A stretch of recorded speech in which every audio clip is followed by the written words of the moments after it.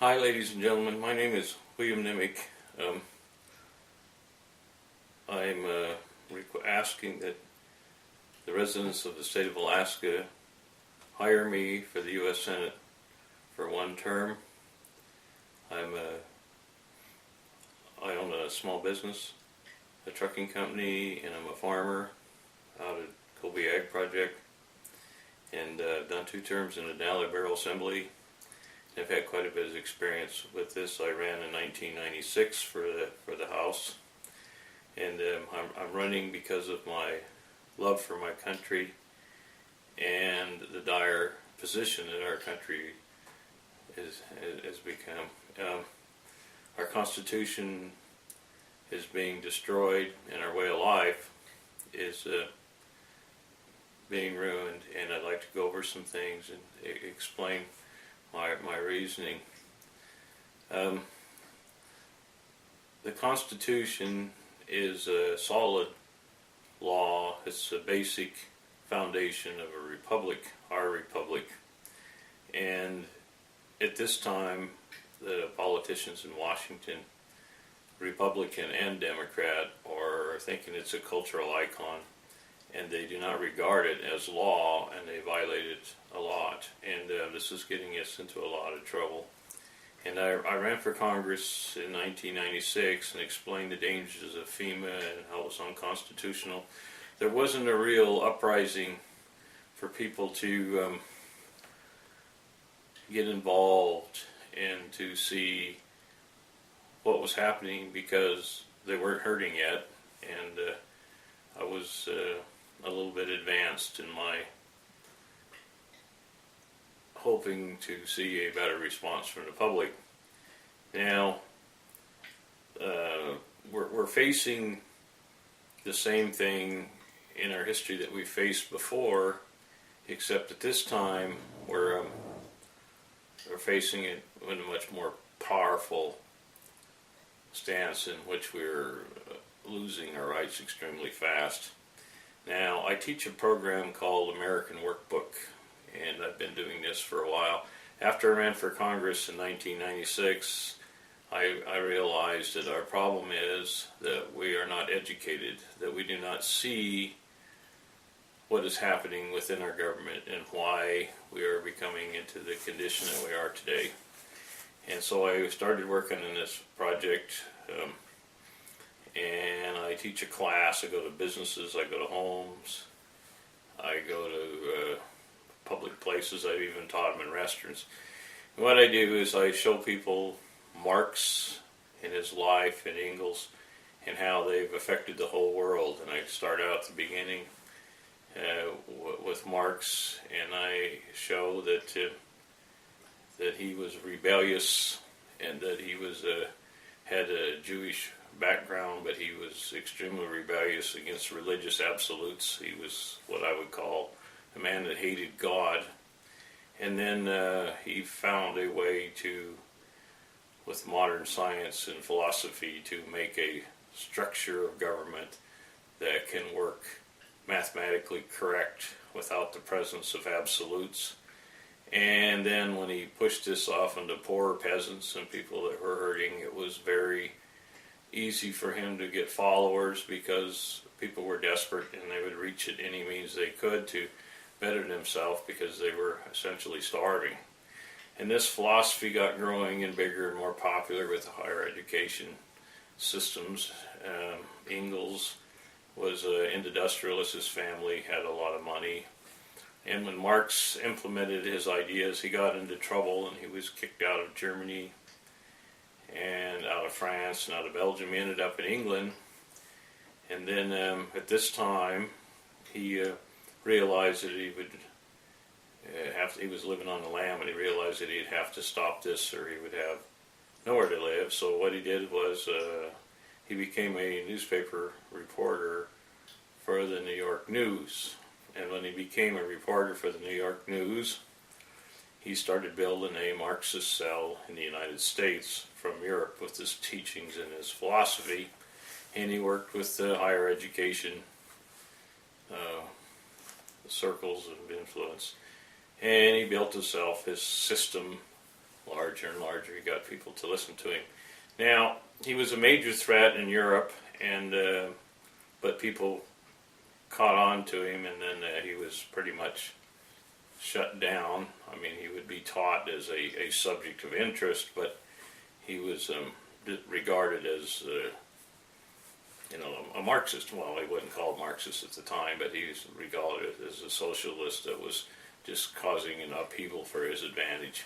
And so they didn't have much regard for him after controlling him and kicking him out of countries he kind of lost. But in New York, he gained a very good reputation of this movement and rebellion. And this developed over the years, and then a few years later, Marx in the 1880s was a reporter in New York News. In the late 1880s, he passed away. But he had had such an impact on some followers that they continued studying his philosophy of government and human rights versus common sense rights with any sort of a foundation. Marx had showed total rebellion in society to take from the rich and give to the poor, and for people to be all 100% equal in a socialistic machine, which became, in his terminology, communism. And they built a communist manifesto. And this, of course, as we know it today, has affected the whole world. Now, what happened when Marx had left the other countries and went to England? He became very, very poor. I mean, he had to have funding. And so Engels had sent him money and give him support. And then he built his machine. He actually developed his whole life to this, and he just like he couldn't do anything else. And after he had died, of course, when people die, all of a sudden, when they're gone, then everything they've done becomes immortal and great. And a certain class of society just thought that this was a absolute ingenious new way to be fair. And they used this because they could see advantages of building power circles for their own self. Now, as we look at this today, and we look what happened in history, he came through and he affected Europe. Now, as the Soviet Union were changing and growing and trying to get away from the old system of controls, a lot of money and power and support came back to Russia from New York. And in this system, a man named John Reed was a publicist. He was a propaganda builder. He had a genius talent of swaying and writing news. He went to the Soviet Union and helped engineer the whole machine, which the Soviets call their new communist government. And he's now buried in Red Square, an honorary place for him by the Soviet government. And he was one of the main pillars in the Russian Revolution to place communism in power. Now, as this has grown within the United States, the Democratic Party has changed and changed its ideals over the years and has turned into a position of extreme danger, and it's destroying the Constitution of the United States.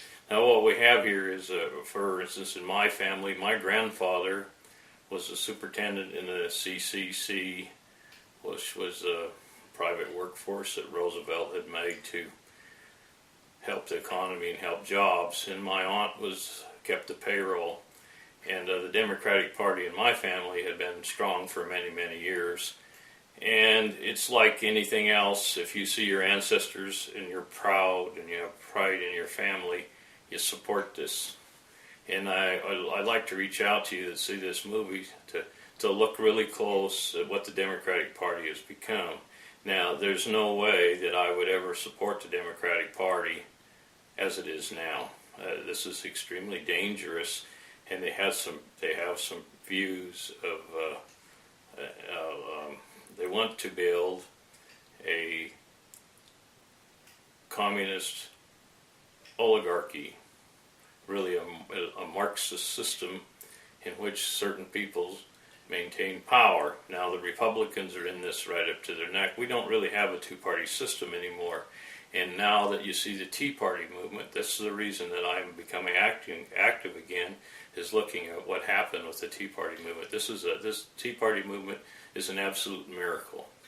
It's an amazing thing to see the American people reach out and love their country and take a stand and bring up the values and try to sustain the republic and to put things together and try to put us in a condition in which we can be proud and we can save our nation. And as we look around and see these things happening, you have to look at the demographics of society and how this has come about. Now, anywhere that Marxism or socialism or communism, however you want to determine it, I mean, we're all talking Marxism here. And what happened is that the first thing in Europe and the first place in any country in the world that Marxism has taken over, and that philosophy is thinking, the family has been damaged and broken down. And all through Europe, everywhere we went, the first ill of society that you see that's a major impact is the family. Marriage is not regarded as important, a freer lifestyle. There's not the love between families and strength and closeness. It leaves because the absolutes of importance are gone with the Marxist theology. Now, in the United States right now, there is a 50% divorce rate and a 40% childbirth rate outside of marriage. Now, if you look at the Tea Party movement in the United States, this is a blessed thing. This is what's happening. The women that have children, no husband, and are barely getting by in a broken society, they are the backbone of this Tea Party movement. We have special people in America, strong people. Even though we're hurting and our society is breaking down, women are good and they're looking for the answers, and they're looking for a way to put their life together, and they see things around them that are out of balance and wrong. They might not understand it, but they realize that we've gotten away from the Constitution, and we've gotten away from absolutes, and we've gotten away from rules of family, rules of self-discipline that we maintain, that we have to be happy.